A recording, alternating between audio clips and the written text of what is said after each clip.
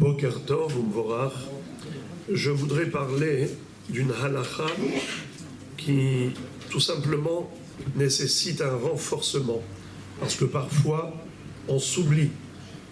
On connaît la halakha, mais on s'oublie. Le Yetzer Hara est très malin, il nous fait oublier des choses basiques, élémentaires. Alors il est bon de rappeler parfois.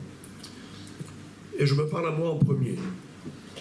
La halakha dans le Yalkut Yosef, Bate Knesiot ou Bate Midrashot, les synagogues et les centres d'études de Torah. En nohagim bahem sechok vekalut rosh. On ne doit pas se comporter là-bas avec légèreté.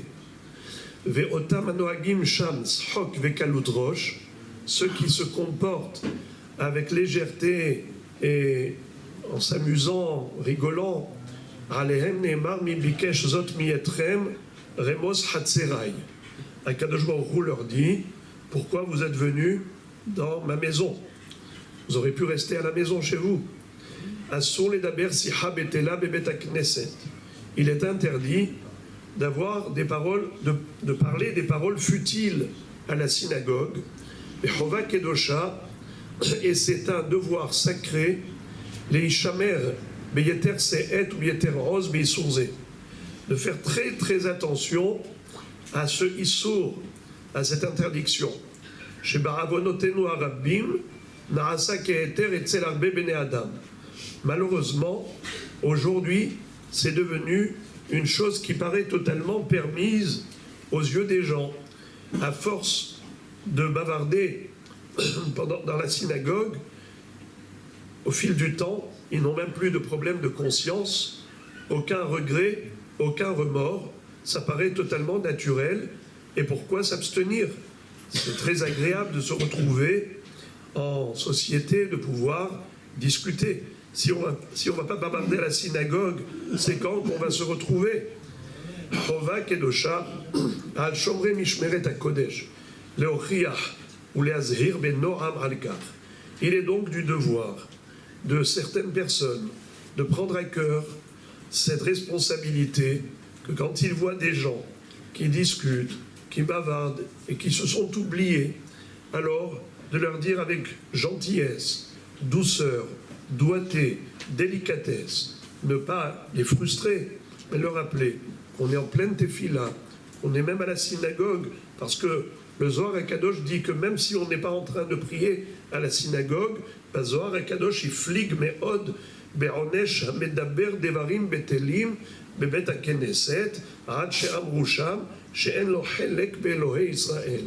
Le Zohar HaKadosh est allé jusqu'à dire que celui qui parle des paroles futiles à la synagogue n'a pas de part en la divinité, en le Dieu d'Israël.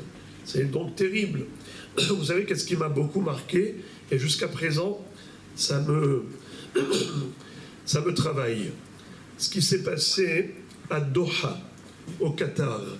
Vous savez qu'Israël a éliminé de manière très ciblée, comme au Hachem, Tzahal sait le faire, des opérations chirurgicales. Mais figurez-vous qu'au Qatar, ils ont bombardé et ils avaient visé, ils avaient ciblé un chef du Hamas qui était là-bas en sécurité, entre guillemets. Eh bien, on le sait quel a été le résultat.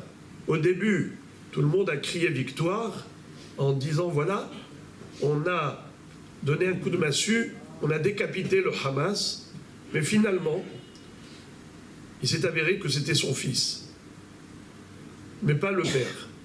Le père, c'est lui le chef du Hamas, actuel. Qui est-ce qui a été finalement touché? C'est le fils, mais pas le père.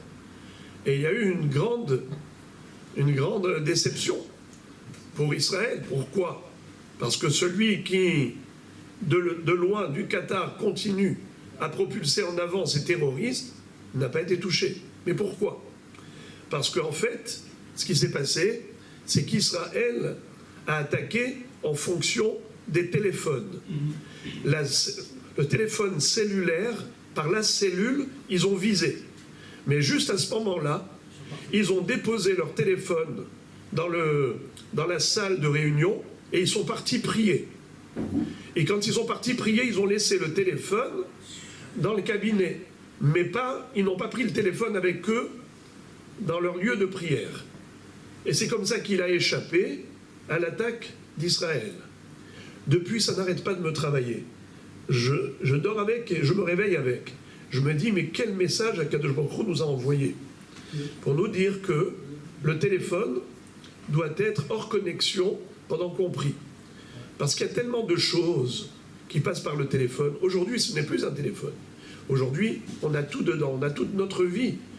On commande avec, on travaille avec, on commande des billets avec, tous les messages, tous les mails, tous les courriels, tous les courriers digitaux passent par là.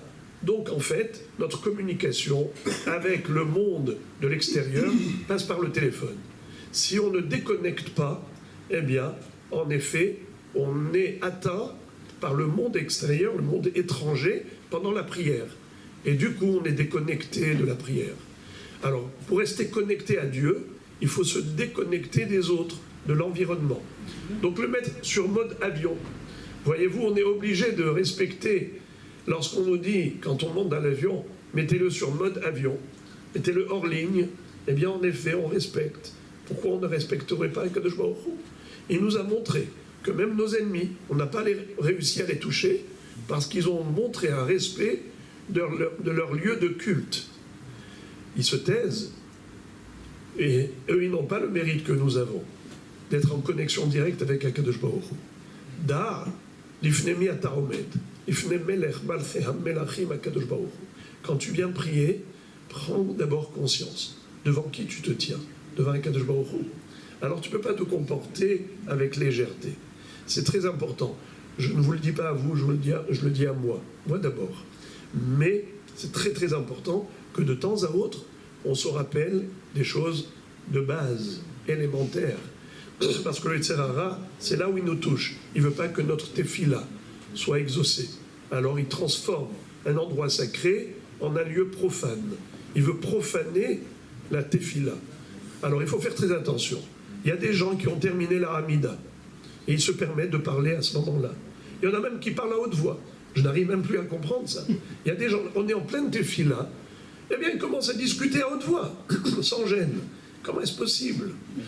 Ok, déjà on a franchi un premier pas. On parle avant que la tefila est terminée. Mais en plus à haute voix, tu déranges tout le monde.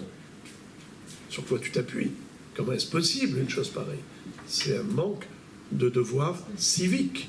Il n'y a pas que le côté relation l'homme-Dieu, mais relation l'homme-société. Il y a un respect de l'environnement. On est dans un cabinet, médical. Eh bien, on nous interdit même de parler au téléphone. Je ne sais pas si vous avez déjà eu cette occasion. On parle au téléphone, on nous dit « Eh oh, vous n'avez pas le droit ». La secrétaire vous dit « Vous n'avez pas le droit de téléphoner ici. Vous les téléphonez, c'est dehors ». On a un besoin, l'urgence peut toujours arriver, on sort de la synagogue. On a quelque chose à dire d'urgent, tu invites ton copain, tu lui dis viens, on va sortir dehors, j'ai quelque chose d'important à te dire. Et du coup, tu vas voir que ces sujets importants ne sont pas si nombreux et si importants que cela.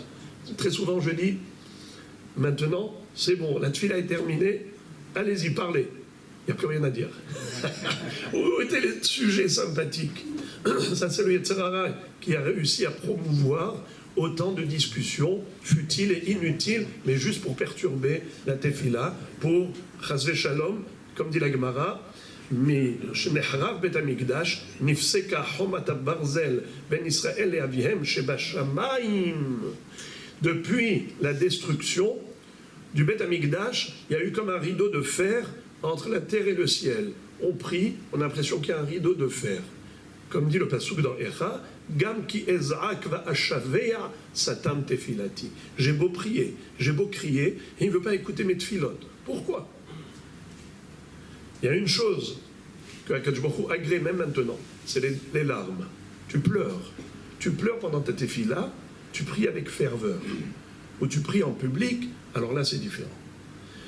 Tefila betzibour, ou bien même biachil, mais en pleurant, là Akadosh Baruch Hu dit El dim'ati al teherash. c'est la seule porte qui est restée toujours ouverte, la porte des larmes.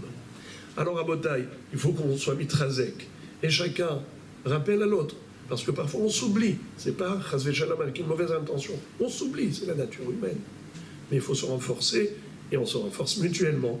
Kadosh Baruch Hu exauce toute notre filote, les tova et les vrachas.